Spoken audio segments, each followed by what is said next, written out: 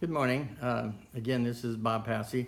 Um, some major things have changed since we last talked. The most important one being that Bernie has now begun to support Hillary. And I think we need to think about what that means. Remember that none of this was about the personalities. It isn't like nothing in the entire area that Bernie represented works anymore because Bernie isn't there, or that everybody should simply follow blindly where Bernie goes. I don't think even he would want that. And it isn't about Hillary. It isn't about the person called Hillary Clinton, and it isn't about the person called Donald Trump. It's all about visions. And what is the vision for the country that each of them represents?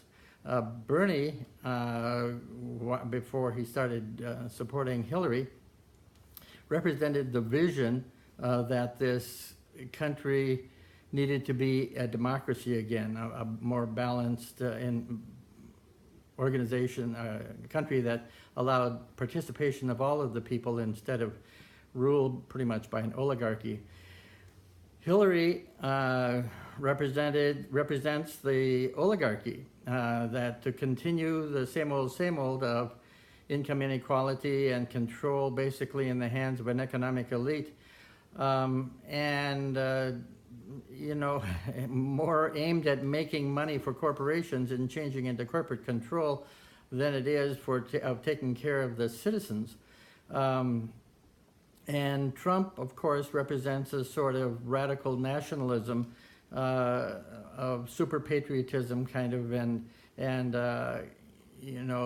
sticking up for what he might call real Americans and being opposed to anything that looks like a threat, and finding foreign devils in a way, foreign scapegoats or internal scapegoats. So we have the democracy as one option.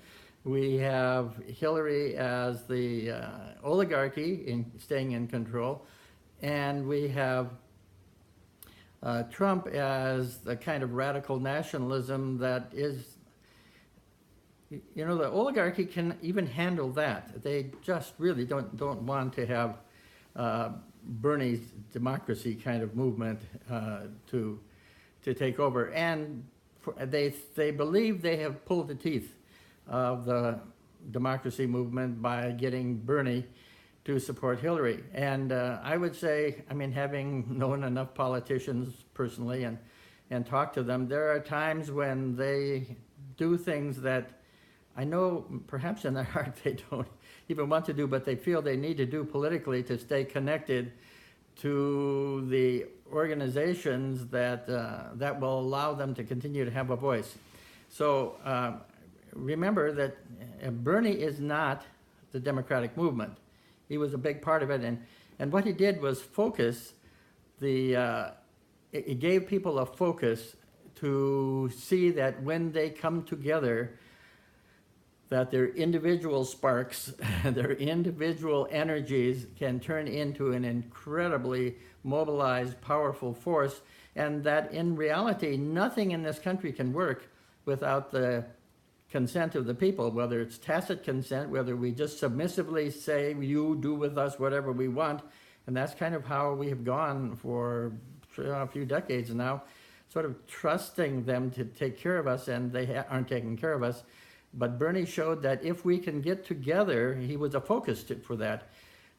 Basically what he did is he showed us how to get our power back, how to become empowered. Now, he did not empower us, but he encouraged us, and he showed us how important it is to be empowered and to speak up, and what incredible energy there is when a lot of those ordinary individual people get together and work together to follow a vision and to begin to realize, in other words, make it real, so that it can change everything. And it does change everything. It's just, I worked with people with empowerment for years and years and years, And once someone is empowered, once they recognize how much power they have within them, it's a whole different life. It's a whole different world. And it's hard for those people to be taken advantage of and exploited after that, because they understand something about their own power. They don't give their power away to other people. So what happens when Bernie leaves? I mean, he has in effect left for, I assume, his own political reasons to support Hillary. That has nothing to do, that should not disempower anybody. That doesn't mean that you should suddenly say, oh, this vision of a democracy again, and it is again, we've had it before, the New Deal was a good example of it, that vision is impossible. No, it's not impossible. You just proved that it was possible. If there hadn't been the rigged elections, Bernie would have walked all over everybody. So outside of manipulation, you accomplished everything that you wanted to accomplish. You just were not given credit for it by the establishment. So you're an incredibly powerful group, which I've always said about the ordinary citizens.